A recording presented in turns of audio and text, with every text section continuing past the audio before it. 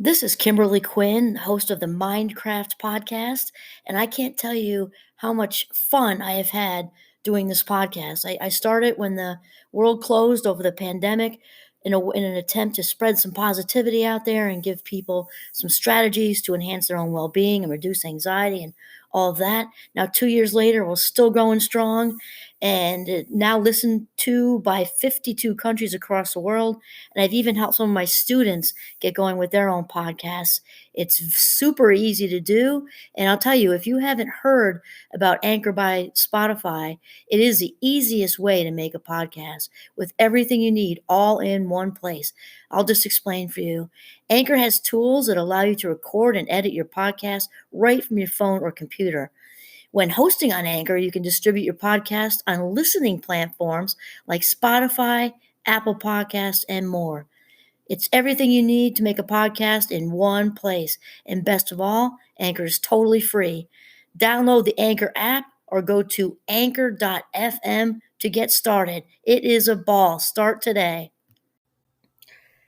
Greetings, Minecrafters, and welcome to another Mindcraft episode. My name is Kimberly Quinn, and I am really excited to have this conversation today. So, of course, the foundation of Minecraft is becoming the boss of your brain. This is so huge, and I'm just so pumped because my first Minecraft class starts at Champlain tomorrow. I'm so charged up; it just has me inspired to do this discussion, have this conversation today. So today's topic relates to last week because James Clear has become one of my new teachers, author of Atomic Habits, and I love how he talks about 1% change gets the job done. 1% change daily gets the job done. So we're talking about slow and steady wins the race when it comes to habit formation. And, James starts out this part of the book by talking about how, oh my gosh, I can totally relate to this, how we often overestimate, the value or importance of like one major defining moment. And we often, as far as habits go, and we underestimate the value of just, one foot in front of the other kind of thing and making small improvements each day. And it talks about, oh my God, I can relate to this. He said, whether it's about losing weight or, starting your own kind of whatever enterprise, business, writing a book, that one I can relate to for sure. Winning a championship or whatever, achieving whatever goal. With the book, I actually remember this. My first book, and I have no, I can't recall who said it to me, but somebody said it to me, and I listened, which is the good news. Is just don't expect that you're going to have 5 hours on a Saturday to just knock out a chapter or two or three or a whole weekend. And not that that may never happen; it might happen. But if you, it's kind of like if you're waiting for that, the book's not going to get written. And that was some of the most valuable advice I had when kind of beginning my professional writing career because wow, was that sound advice. Because if you can get a half an hour here, 15 minutes there, and my very dear friend Dr. Dave, who I talk about a lot, I passed that wisdom on to him. It took me a few years to nudge him into his book, but he would have a thought in the car or whatever, and then, jot it down as soon as he had a chance to pull over. I'm pretty sure he even recorded them. Okay, I had this idea because often you'll have this great inspiration when you're somewhere like the car where no one else isn't talking, no one else is talking to you or whatever, or in the shower or whatever. And just jot if you're on your way out the door, okay, but jot it down, record it, something, because that will turn into something tomorrow morning when you can get to it, or tomorrow night or tonight when you can get to it. Such valuable advice because that is part of the conversation today, is that all these bits and pieces and these 1% add up to big change and getting books written and getting businesses started and winning whatever championship or losing weight or whatever your goal is. These little changes that really make the biggest difference. So James Clear says, we often we put pressure on ourselves, right? I think a lot of it happens around, not that it's all around the holidays, but it's definitely what comes to mind when, the holidays, regardless of which one you celebrate or which ones you celebrate.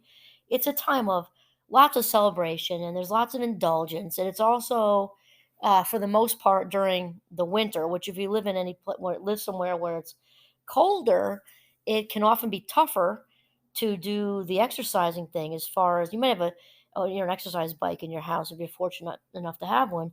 But I know for me, I love to run and walk and ski. Well, skiing goes with the winter, obviously. But if you're one who likes to walk and you live in New England and it's, you have horizontal sleet, it's affected in the winter. So you've got the dieting thing, and it compounded with the indulgence of the holidays with all the fabulous food and family gatherings and sweets and all of it. And then there's this big push, usually right after Christmas or Hanukkah or whatever holiday you celebrate.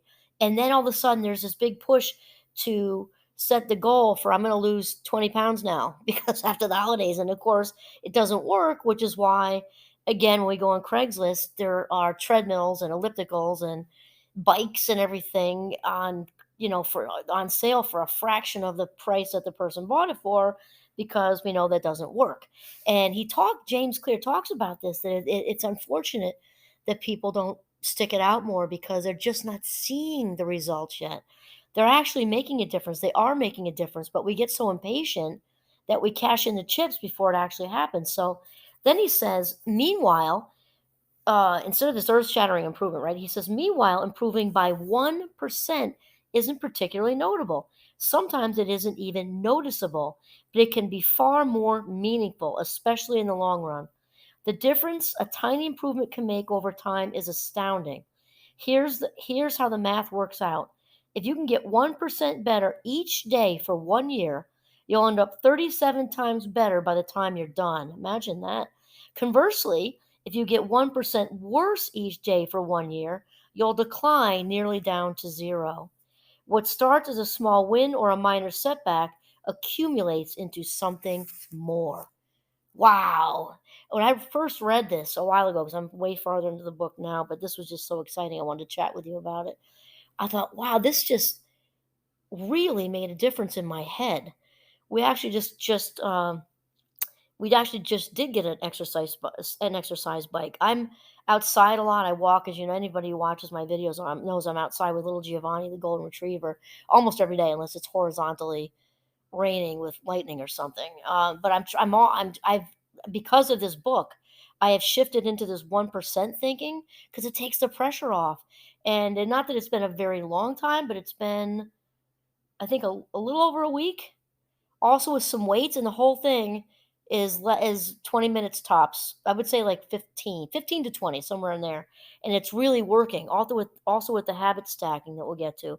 But the 1% thing just made me think, you know what? I don't need to have these crazy goals. I don't need to set numbers for minutes or weight or time. I just said that, time or distance or whatever on the bike or heart rates or anything. Just get up and do it. And then I have it stacked with my gratitude journal, which we'll talk about a little bit later. And then in his book, there's what's Atomic Habits again, by the way. James Clear is the author. He has these very simple graphs throughout the book, very simple. And I'm a big fan of simple. And I'm also a big fan of visuals because we can see, he shows the 1% improvement and then the results just going right up to that 37% after a year. Think about that. That's more than a third. And it kind of leans you toward inching up on 40%, which then feels like you're close to halfway. I mean, that's great. 37% is a lot. And so I also like how he compares the compound interest of habits to money. So James says that the habits are the compound interest of self-improvement. The same way that money multiplies through compound interest, the effects of your habits multiply as you repeat them. And also, Minecraft, I'm just going to interject here that remember that the brain loves repetition, which then turns into patterns. The brain loves repetition and patterns, much like a toddler wants what it wants it, and wants repeating, repeating, repeating. They seem to make little difference on any given day, and yet the impact they deliver over the months and years can be enormous. It is only when looking back 2, 5, or perhaps 10 years later that the value of good habits and the cost of bad ones becomes strikingly apparent, really, really obvious. So that's the thing we're talking about, not throwing in the towel, let's say the workout towel, because it's a good example, until we really just go the distance. And I also like what he said in the last video. I am doing videos, but this one's an audio podcast, obviously. And the last audio podcast I did on this, he talks about the real change comes with changing the systems, right? Changing the process of what we're doing and staying away from the goals. It doesn't mean don't have them. It means don't focus on them. It's okay to have them. It can be a good thing to have them as long as you stay focused on the process. If you want um, to work out, you got to change how you think about being an athlete. What would an athlete do right now? What would a healthy person do right now? And he talks a lot about that versus staying with all the numbers and the days and the times and all that stuff. Okay, so I mean, the amount we're doing it. Okay. So then he says, this can be a difficult concept to appreciate in daily life. We often dismiss small changes because they don't seem to matter very much in the moment. That's what we're talking about. And I am definitely that person because I just with my ADHD, which I prefer to call it being a card carrying member of the Fast Mind Club because it's way more positive. It's true. I'm impulsive and I don't, I want it all yesterday. And so I know for me, like I said, this has been a game changer for me to really, again, it takes the pressure off to just not get wrapped up in that. And then he says, if you save a little money now, you're still not a millionaire. If you go to the gym 3 days in a row, you're still out of shape. If you study Mandarin for an hour tonight, you still haven't learned the language. We make a few changes, but the results never seem to come quickly. And so we slide back into our previous routines. How many of us can admit to that? And again, especially, I think it's especially true after the holidays, or maybe just more obvious. We maybe don't know about the other times of the year, but I think we kind of think of that with the New Year's resolutions. But how many of us can relate to that? Definitely, I can for sure. So then James starts kind of talking about, when not only does it get in the way of shifting and leaning into good habits, it also, unfortunately, can give us a push down the hill when we're talking about less desirable habits. Let's put it that way. And he says, unfortunately, the slow pace of transformation also makes it easy to let a bad habit slide. If you eat an unhealthy meal today, the scale doesn't move much. But if you work late tonight and ignore your family, or sorry, if you work late tonight and ignore your family, they will forgive you. If you procrastinate and put your project off until tomorrow, there will usually be time to finish it later. A single decision is easy to dismiss. Wow, I know I can just really relate to that. And just on lots of levels. It's so if we decide, oh, I'm late or I'm having a carbo craving and slide into Burger King one day, um, and I'm not a big fast food person, actually. However, I will admit to the occasional trip to the King.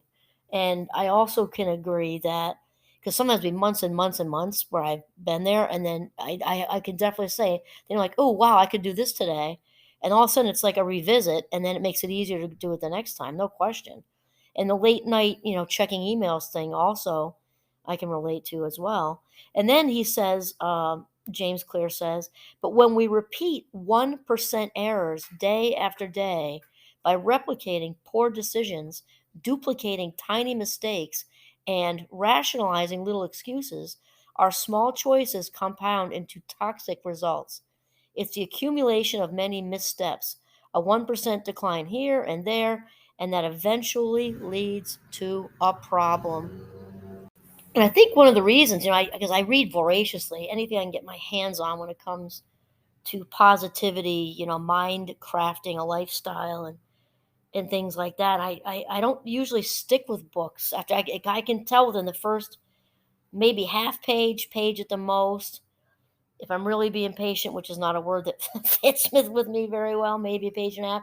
And I think he's so, I've stuck with this book because, and all the books that I do stick with, because they grab me and when they're relatable, and also, different ones I've mentioned recently, when you can relate to people want relatability, right? So not that there isn't a time and a place for all kinds of statistics and things.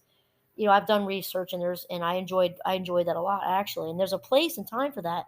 But most people, when you're relaxing and trying to make some kind of change in your life, all those numbers feel like you're just sticking, for me, just like you're sticking pins in my prefrontal cortex, right? He is so relatable because and you can talk about research without getting into the nitty gritty to make your point, right? So then he compares this 1% situation to flying a plane, and he says the impact created by a change in your habits is similar to the effect of shifting the route of an airplane by just a few degrees. This is powerful. Hang on here. Imagine you are flying from Los Angeles to New York City. If a pilot leaving from LAX adjusts the heading just 3.5 degrees south, you will land in Washington, D.C. instead of New York. Such a small change is barely noticeable at takeoff. The nose of the airplane moves just a few feet, but when magnified across the entire United States, you end up hundreds of miles apart. That is so crazy. Oh my God, that is so crazy.